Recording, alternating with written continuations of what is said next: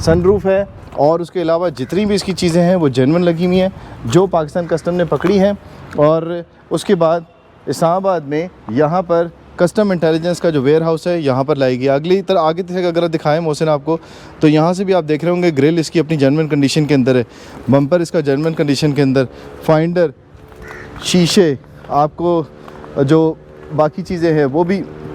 Original हालत के अंदर नज़र आएंगी। सिर्फ ये जो जगह है यहाँ पर जो आपको नज़र आ रहा होगा कि ये सिर्फ शीशा थोड़ा सा टूटा हुआ है, जिसको ऐनक कहते हैं यहाँ से, क्योंकि इस गाड़ी को जो है वो पाकिस्तान कस्टम ने जब पकड़ा है उस वक्त इस तरह की सूरत हाल आई कि ये शीशा जो टूटा है। बाकी आप देख रहे होंगे कि टायर वायर बाकी और रिम वगैरह बाकी सब कुछ जो है वो इसके जेन्युइन कंडीशन के अंदर है, लाइटें भी इसकी जेन्युइन कंडीशन। फिर इसके बाद एस सीरीज़ में एथलीट एक और है टोयोटा क्राउन, ये आपको नज़र आ रही होगी यहाँ पर,